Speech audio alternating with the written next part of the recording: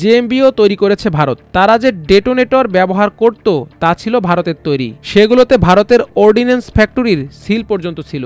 হাজার হাজার ডেটোনেটর মুর্শিদাবাদ থেকে বাংলাদেশে এনেছিল জেএমবির জন্য। তাদের পরিকল্পনা ছিল 31st নাইটে অন্তত 3000 মানুষকে হত্যা করবে। আতাউর রহমান সানিকে আটকের মাধ্যমে আমি সেই পরিকল্পনা ভণ্ডুল করে দেই। আমি তখন এখানে রয়ের স্টেশন চিফের কাছে এ ব্যাপারে ব্যাখ্যা চেয়েছিলাম। তারা কোনো জবাব দিতে পারেনি। বিষয়টা তখন আমেরিকাকেও জানানো হয়েছিল। ভারতের বাংলাদেশ বিরোধী এই অপতৎপরতার ব্যাপারে জেনারেল হায়দার সরকারকে বিশেষ সতর্কতা অবলম্বনের আহ্বান জানিয়ে বলেন, এটা নিশ্চিতভাবে উদ্বেগের বিষয়। আদালতের মাধ্যমে নিষ্পত্তি হওয়া একটি ইস্যু নিয়ে যেভাবে নতুন করে অপপ্রচারে নেমেছে ভারত, তা এক বড় ধরনের ষড়যন্ত্রের অংশ। বিগত হাসিনা আমলের 15 বছর ভারত যেভাবে বাংলাদেশকে নিয়ন্ত্রণ করেছে, তারা আবার নানাভাবে বাংলাদেশকে চাপে ফেলতে প্রভাব বিস্তার করতে চাইছে। সঙ্গে সঙ্গে ভারতীয় আধিপত্যের বিরুদ্ধে যারা সোচ্চার তাদেরকে টার্গেট করছে ভারত। এ ব্যাপারে সবারই সতর্ক থাকা উচিত। শেখ হাসিনার পতনের পর তারা এখন আবার নতুন করে মাঠে নেমেছে। 10 ট্রাক অস্ত্রের মতো স্পর্শকাতর ইস্যুতে ডক্টর ইউনূস সরকারকে ভারত চাপে ফেলতে চায়।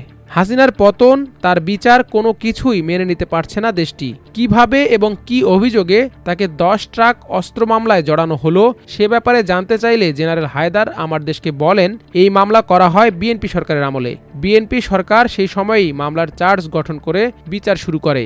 1-11 সরকারের সময় ভারত এখানে হস্তক্ষেপ শুরু করে। জেনারেল মঈন এবং জেনারেল মাসুদ ভারতের নির্দেশনা অনুযায়ী সবকিছু করতে থাকেন। এরপর আওয়ামী লীগ ক্ষমতায় আসার পর 2009 সালের 25 ফেব্রুয়ারি বিডিআর হত্যাকাণ্ড সংঘটিত হয়। একই বছর 15 মে আমাকে আটক করে 10 ট্রাক অস্ত্র মামলায় গ্রেপ্তার দেখানো হয়। আমার বিরুদ্ধে অভিযোগ আনা হয় 10 ট্রাক অস্ত্র আটকের ক্ষেত্রে আমি তথ্য দিয়ে সহায়তা করিনি।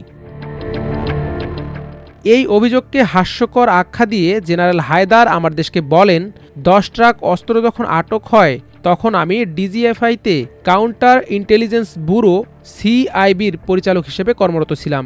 সিআইবির কাজ হলো প্রতিপক্ষ গোয়েন্দাগুলোর দিকে নজর রাখা।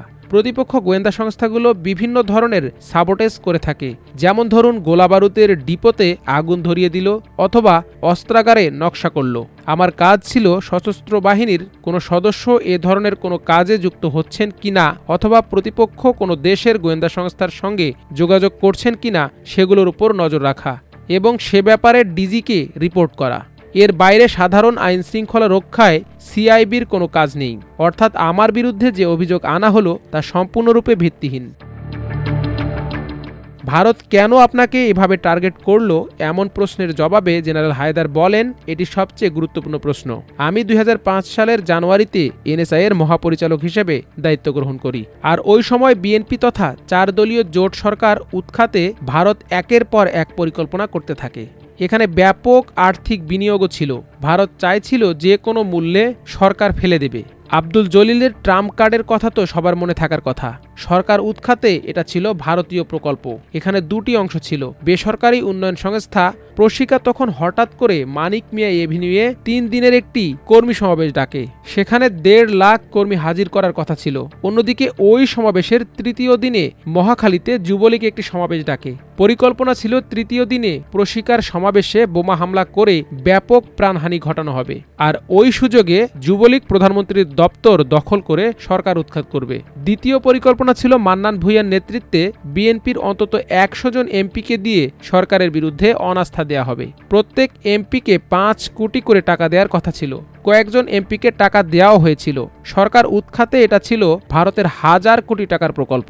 আমার কারণে শেষ পর্যন্ত ব্যর্থ হয় ভারতের সরকার উৎখাতের সেদিনের পরিকল্পনা। সাবেক এই জেনারেল আরও বলেন,